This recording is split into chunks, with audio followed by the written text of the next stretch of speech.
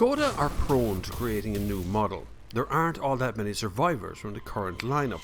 Gone is the Roomster, Felicia, the Yeti, and now to be followed by the Rapid. The Scala isn't a replacement for the Rapid, it's a totally new car.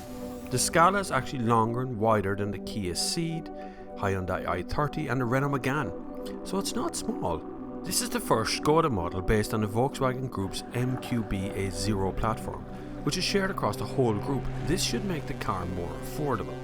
The name Scala comes from Latin and it means stairs, ladder or scale depending on how you use it, but there's no doubt that this car does have a ladder to climb in terms of sales. This one is powered by the 1 litre petrol engine. There's also a 1.5 litre engine and a 1.6 litre diesel. The diesel one they reckon will only sell about 10% of the market. The rest of it will be made up by this 1 litre engine, and it is a bloody good engine too, particularly coupled to the manual 6-speed box. As you can see from the rear end, it does bear a resemblance to the Skoda Rapid. It has that same sort of a drop line to the back. Now, Skoda call this a notchback. Not entirely sure what notchback means. Just looks like a hatchback to me, but a bit longer. A little bit longer than a hatchback. Good big boot in it, have to say, plenty of space in here. And you do get a spare wheel in there, a steel one. This electric tailgate is going to be an option, however. The price point of this car has to be somewhere early 20s in Ireland. It really does, because the Skoda Octavia exists, and that's kind of mid-20s. And then you have the Fabia, which is before the 20s, so this has to be in the middle. Because this, technically, is around the size of a Golf. Give or take. The bit I don't like is here. It's like a bit's been bolted on to this end of it. So when you get in, you know you're in a Skoda. It just has a Skoda badge, but it's very clever in here. Some clever little touches. Like the little one-handed bottle opener thing here you can do in the middle as well. A 6-speed box in this, dual zone climate control in this, and a 10-inch screen, which is going to be optional in Ireland. It's probably going to be more like 8-inch in Ireland. And I have this heads-up display sort of infotainment system here in front of me, also probably going to be an option in Ireland. Cruise control is from mid-spec onwards. You have speed limiter. This one has USB-C for your phones and can be done with Google Android and Apple CarPlay. Both of them are included in this, plus a sat-nav as well. So there's a lot going on in this car. This one is top spec plus a few options on top of it as well. It's actually pretty good. Now, tell you what we do, let's get it out on the road and have a little spin in it and see what it's really like to drive. As I've said, there are 3 engines and 3 models. The engines will be a 1 litre TSI with 95 or 115 horsepower, a 1.5 TSI with 150 horsepower, which is only available in a top spec model, and a 1.6 litre turbo diesel with 115 horsepower. It's this broad engine lineup that might make a difference, but still no mention of an electric version, but that may change by the end of the year. The 3 specs start with active, and that will have LED daytime running lights and rear LEDs, 6.5-inch swing infotainment system, aircon, 16-inch steel wheels and front electric windows. Ambition adds 16-inch alloys, front fog lights, height adjustable seats, armrests and cruise control. Style is the top spec and offers an 8-inch Bolero with rear camera, 17-inch alloys and many other goodies. This is a 1 litre, a simple basic engine that just does its job. It's actually very, very nice to drive. All of the petrol engines will come with a GPF, or gasoline particulate filter, which takes harmful pollutants, traps the heavy stuff and puts out normal CO2, nitrogen and water. Then the catalytic converter does its job and we get cleaner petrol engines.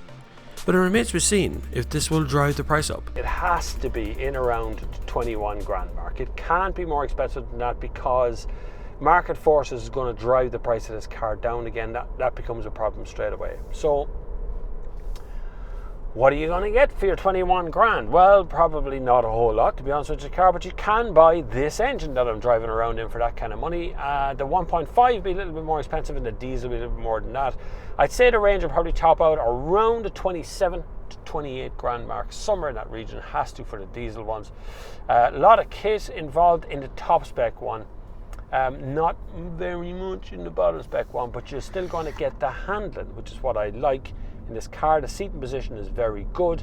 The handling is actually quite tight. It really does hold the road very well. For a 1 litre, you'd be forgiven for thinking you're in something much, much bigger. So you can hear that little whizzy, I'm stuck behind a truck, but you hear the little whizzy engine whizzing away under the bonnet there. It's a lovely little engine. I have to say, they really have made some beautiful little refinements to it. The diesel feels entirely different, and the 1.5 TSI feels different again. More power, more horsepower, more torque. But other than that, I think the 1 litre actually does a really, really good job at just getting on with its deal, and it just works, and I like it for that. Now we're talking. Now a little 85 PS engine can just whiz along until I go into this tunnel. And of course I can't whiz along because it's a single lane tunnel, this is. Fucking hell, this is going to be tight. It's a single lane tunnel. Good man, you're doing well, you're doing well. Woo, that set off me controls. It all lit up in here. Wow, this is wild. This is like a roller coaster ride, this is. Cool. I'm in a 1 litre car having as much fun as I would be if I was in a Ferrari. Because you're using 100% of its power, and I'm totally confident that the car can handle these turns and corners. Oh my God, I've just turned into a different valley now. Wow, this is wild.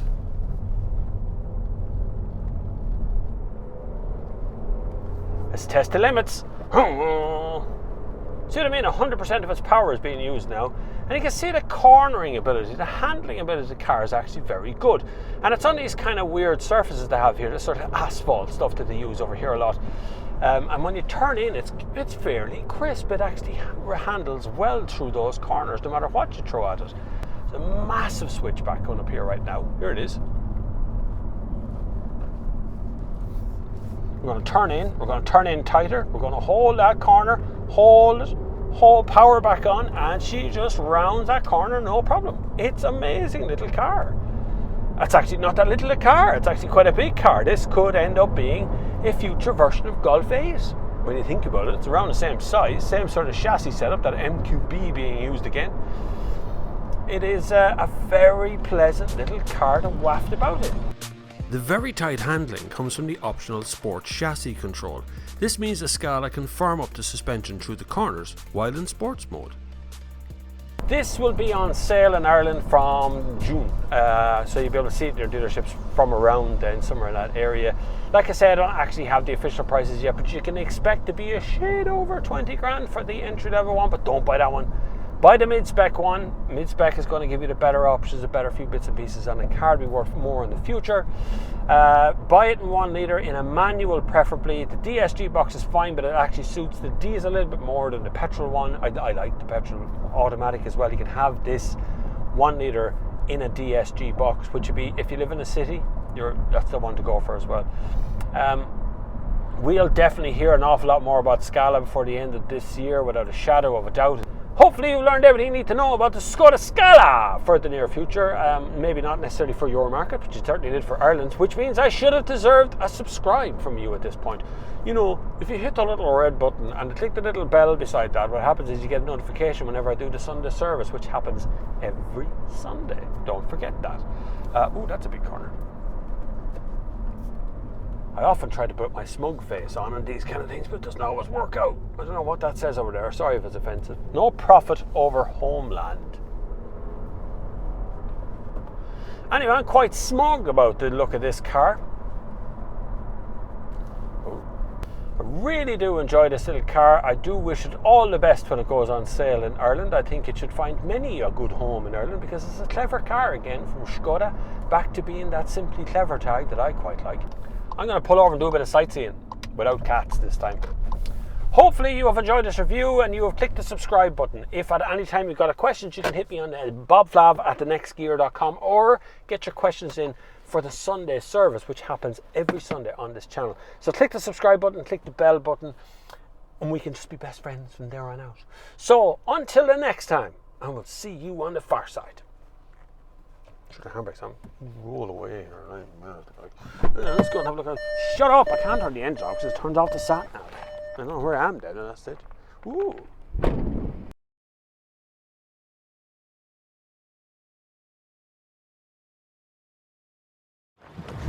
You're rolling again, rolling again.